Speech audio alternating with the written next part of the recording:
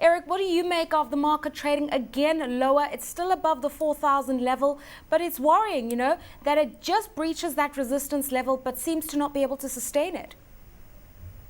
Yeah, the large caps generally were quite weak. I think what we saw during the session was a good appetite for Safaricom.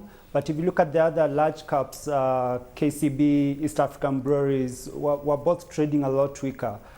Generally, we've seen a lot of good news coming through. If you look at Kenyan Shilling announced yesterday that it expects its first half earnings to rise by over 50%.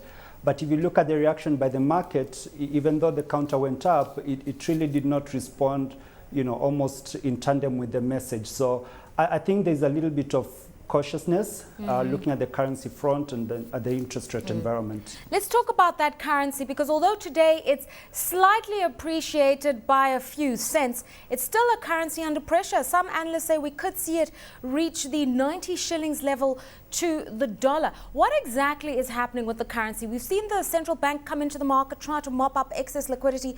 We've seen them involved in euro buyouts, but none of these attempts are working. The interest rate cycle is changing, but this currency is consistently under pressure.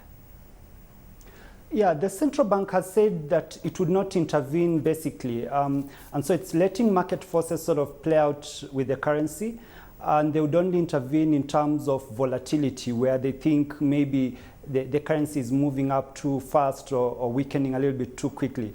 But at this time, it appears it has been gradual and generally market-driven. Longer term, it's not necessarily a bad thing. I mean, if you look at our budget deficit, at our current account deficit, we probably need to boost our exports and probably reduce our imports. So I think longer term, it's probably a good way of trying to bring some of these things back into sort of normalcy. You talk about it would help boosting exports, but are Kenyan goods entering the global market at the prices that are attractive with the volumes that are needed? When you look at some of the agricultural producers, even though tea prices are good, some of their earnings haven't been particularly fantastic. Well, I guess the currency can help provide an element of competitiveness. I mean, if you look at the agricultural sector, there's been an element of challenges with regards to weather, but there are quite a number of companies locally which have been facing closure just because of cheap imports from other countries. So there could be an element of import substitution as well as a reduction in domestic demand for imported goods. So it would work over the longer term and through that balance sort of tilting more in favor of Kenya. I mean, looking at the carry trade, because the shilling is one of the more tradable international currencies in Africa, such as the South African rand.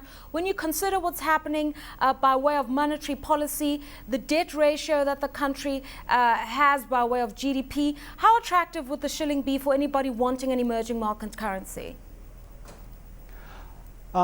I think there could be some element of speculation, but I mean, interest rates are also rising. I mean, if you look at the Kenyan currency, for a very long time, interest rates have been quite low.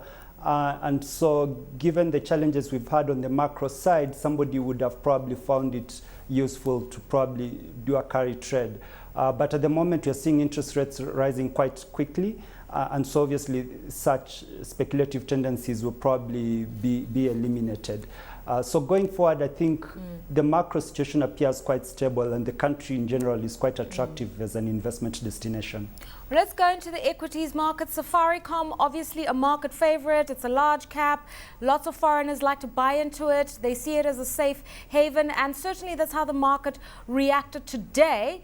But given that Safaricom's had its own challenges by way of domestic competition from other operators, just the regulator slashing tariffs, is Safaricom a good buy?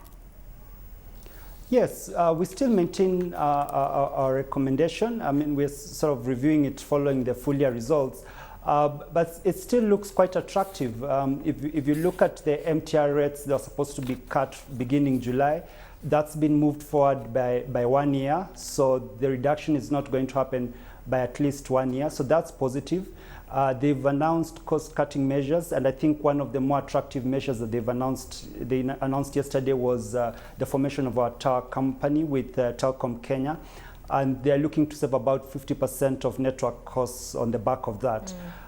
So we think all these initiatives, coupled with other cost-saving initiatives and growth in data, are going to help the company weather the storm.